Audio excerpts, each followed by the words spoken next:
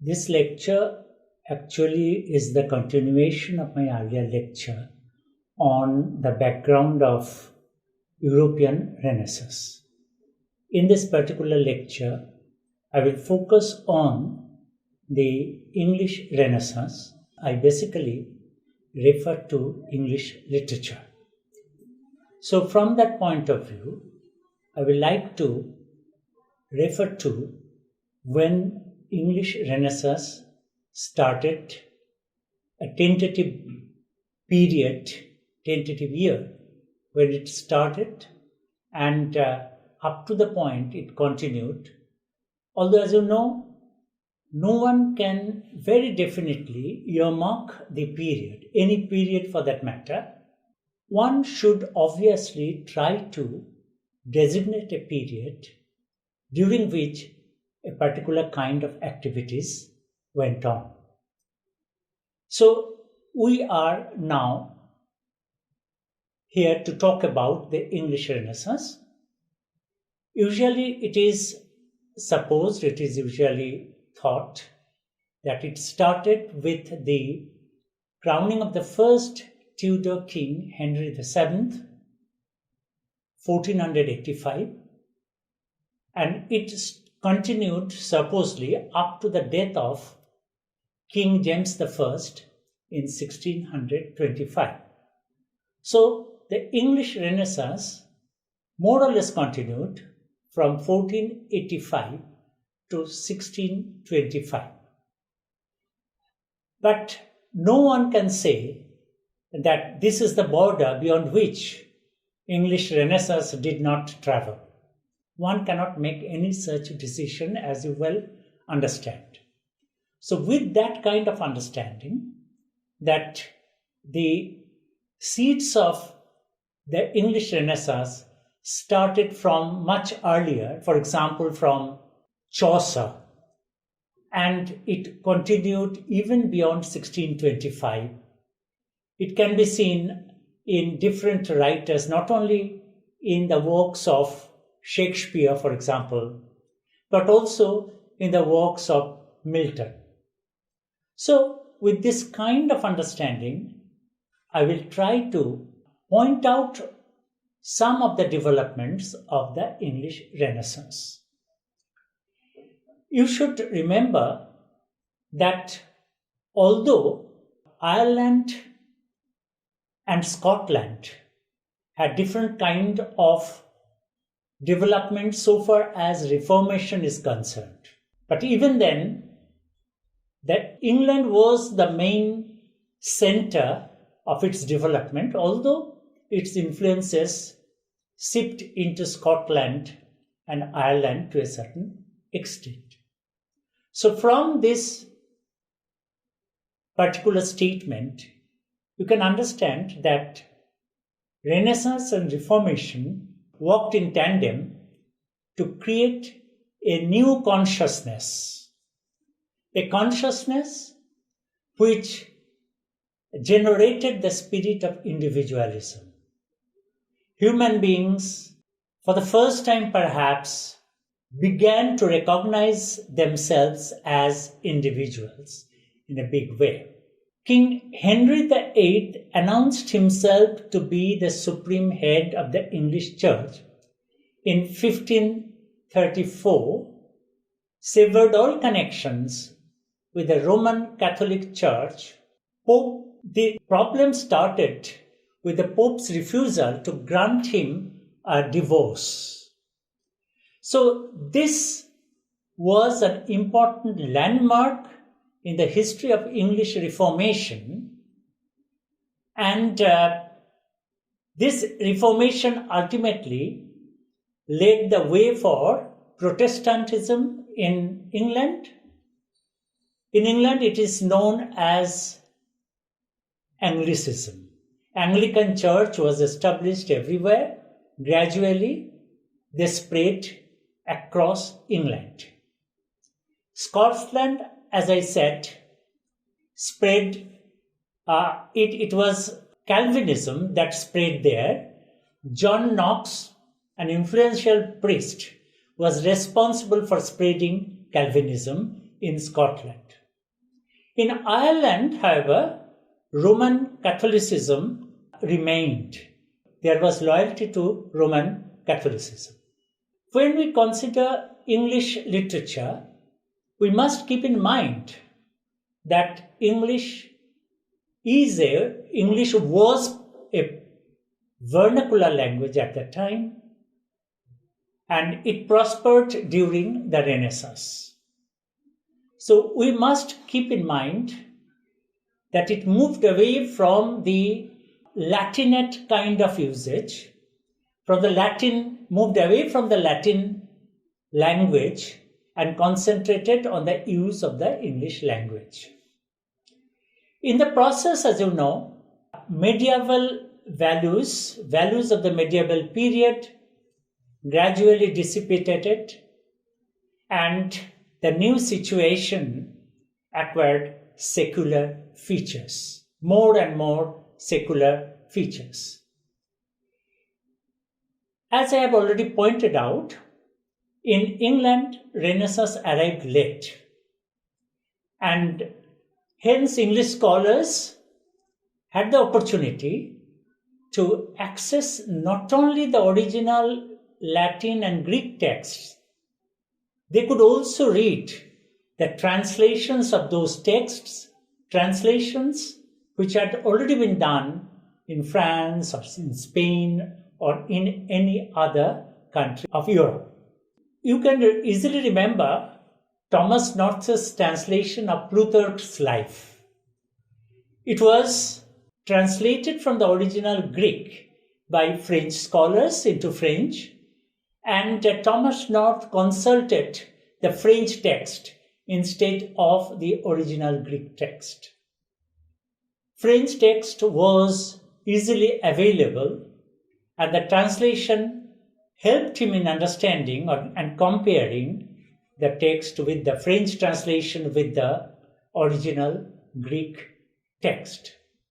Besides, you will also remember that as a result of the onset of Reformation, certain kind of developments took place that shifted the focus from the Roman Catholic Church and Europe to the Anglican Church and England. A Book of Common Prayers, for example, was written in vernacular language, was published in 1549 to enlighten the common people about the forms of worship in English churches. Therefore, it can be easily understood that the Anglican Church attained a popular base, and literature even had acquired the same kind of English readership. Besides Book of Commons, there was translation of the Bible.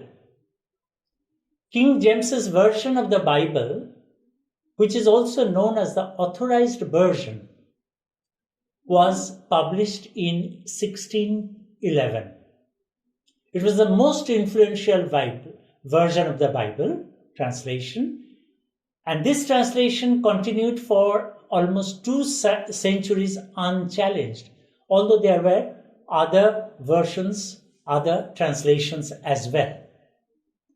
So from that point of view, you can understand that England, from religious point of view, from the point of view of day-to-day life, was undergoing changes, and they looked up to the church where they can assemble easily and can even read Bible, which was impossible during the Middle Ages. And that created a new kind of readership. There was the emergence, a new class of people emerged who is known as the middle class people. These people are known as middle class people. You know that this is the period when Edmund Spenser, Christopher Marlowe, William Shakespeare produced fictional characters like Faustus, like Hamlet, who began self-consciously to reflect on and manipulate their own identities. In the earlier lecture, I have talked about self-fashioning. And this self-fashioning is very much apparent in the characters created by Marlowe and Shakespeare, for example. I would like to refer to a quotation from Hamlet, and this quotation is an evidence that human beings, individuals, looking at the human beings as a most important creation of the God. Hamlet says, in Hamlet we will come across this quotation. I will quote this. What a piece of work is man! How noble is reason! How infinite in faculties, in form and moving! How express and admirable! In action, how like an angel! In apprehension, how like a god! The beauty of the world, the paragon of the animals, and yet to me, what is this quintessence of dust? If you analyze this quotation, you will find that the focus is on man, and man is even compared to the God. This was unthinkable during the earlier periods. And human beings are considered to be noble, and human beings are imagined and believed to be rational, and human beings have enough possibilities, endless possibilities. They have huge faculties, and looking at the human beings, looking at an individual, what a form he has while he moves, while he expresses himself, he is simply admirable. And in action, he is like an angel. So the courage to compare the human being with an angel and considering him to be the best of the animals, to be the paragon of animals, is something which was unthinkable during the earlier period. But what is this quintessence of dust? Also suggests that human being can reflect on his own future. And this own future actually refers to his own dust. So this reflective capacity of the human beings is really an important feature of the Renaissance England. And this is amply reflected in the works of the contemporary time. You also can remember how Marlowe has depicted Faustus. In doing so, he obviously looked back, compared it to the Faust, the original figure of the Faust. But he made it a creature, he made him a creature of the contemporary times, of the Renaissance England. An over-ambitious man, a man who seeks after knowledge, who dares to seek after knowledge and elevate himself almost like God. So in order to do that, he can go to any extent. So this is a kind of refashioning the person taking risks in order to challenge God, challenge all kinds of knowledge. This is something which was admirable during the period, and this is reflected in almost all the literary works of the time. The poetry and drama, these are the two most important genres which flourished during the Renaissance, mainly during the period of reign of Queen Elizabeth, which was from 1558 to 1603. Edmund Spenser was a person who was very well known for his works like The Faerie Queene and The Shepherd's Calendar. She is famous for writing this poem, long poem, The Faerie Queene, because the Faerie Queene is basically Queen Elizabeth. So the focus is already on England, on the English Queen, and English Queen is like a fairy, a person very important and very beautiful and very powerful. And Edmund Spenser also wrote The Shepherd's Calendar. In all these works, the focus was obviously on the English identity, English language, and English context. There's no doubt that these works were influenced by the classics, and there are Reformation themes of Reformation in the works. So when you go to read the text, when you settle down to read the text, I will not go into the text right now. I will give you an overview of the English Renaissance period and underline some of the important features of the period. So if you go into particular text, you will find there are Reformation themes in the poems, in the dramas, in Edmund Spenser's The Faerie Queene and The Shepherd's Calendar also, you will find this. The lyric forms of poetry flourished like anything. English courtiers, Sir Thomas Watt and the Earl of Surrey, they wrote the lyric forms of poetry, and they were followed by Philip Sidney, Edmund Spenser, Shakespeare, Michael Drayton, John Donne, and poets like others. One important development of the period is the sonnet. Sonnet was imported from the continental Europe, and the sonnetiers were influenced by the sonnets of Petrarch, and they experimented with the sonnet form, and they also wrote sonnet sequences. Many of the initial poets, they followed Petrarch and the Petrarchal model, but there were people like Shakespeare, there were writers like Shakespeare, poets like Shakespeare, who experimented with the form. I will come to that later. Besides these narrative forms of poems were also published, we can refer to Shakespeare's Venus and Adonis, the Rape of Lucrece, which were all influenced by classical narratives. There were verse satires. You can think of George Gascoigne's The Steel Glass, which was also influenced by Italian models.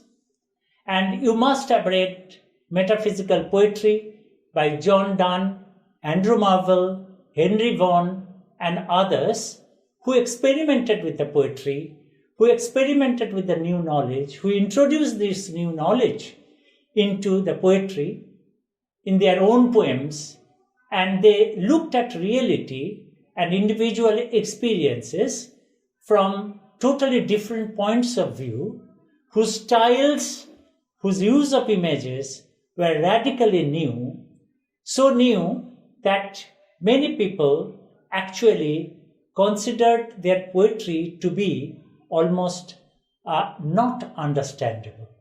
Contemporary readers were not habituated with this kind of style, and that is why these people were considered to be big experimenters. Petrarch's lyric poetry had its focus on a beloved mistress, while also reflecting on the subjective status of the lover poet. This is a model which I have mentioned some of the poets, and when you read their poems, you will find that both the beloved mistress and the lover poet are very important individuals in the representations. One of the most influential pioneers was the humanist scholar Petrarch, and Petrarch actually, in writing of Il Canzonia, a collection of 365 poems which were written between 1327 and 1374, drew on Dante's collection of lyrics, and therefore there were experimentations there as well, and Dante influenced Petrarch in a big way. Petrarch refined the sonnet form, which was heavily stylized, and this sonnet form was of 14 lines, as you already know.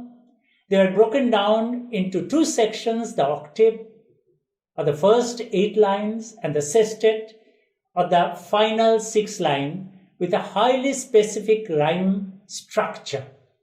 The Petrarchan sonnet idealized the female subject at the same time as it explored Petrarch. The emotional complexity of the poet's identity was always there. So this was Petrarch, who was emulated by the British poets, by the English poets.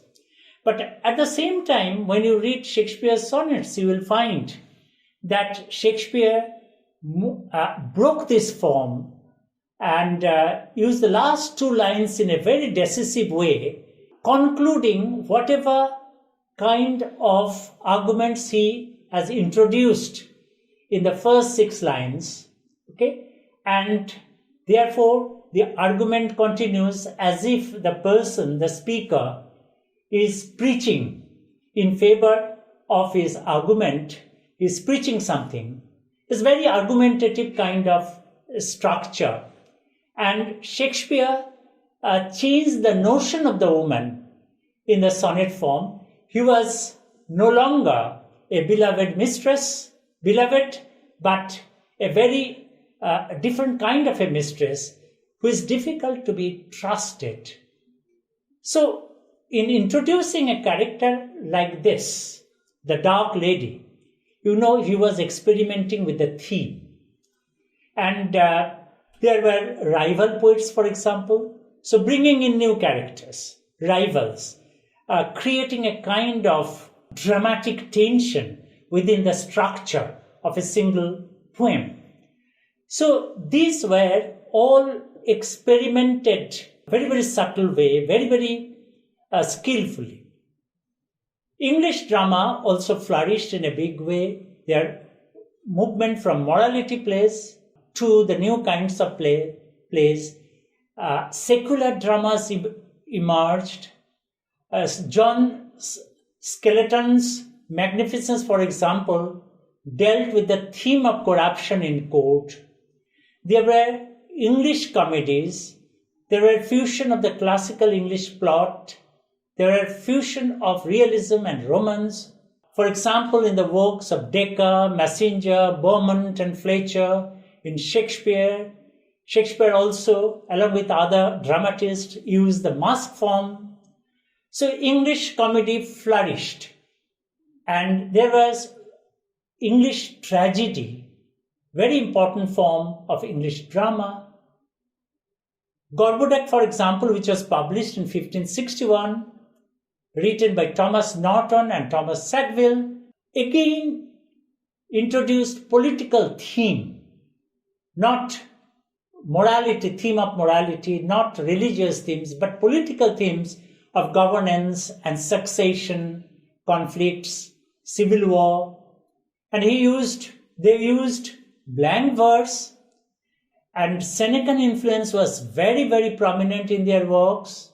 And this Senecan influence you will find also includes Keats' Spanish Tragedy, and Christopher Marlowe's Dr. Faustus, and in Hamlet, Shakespeare's Hamlet.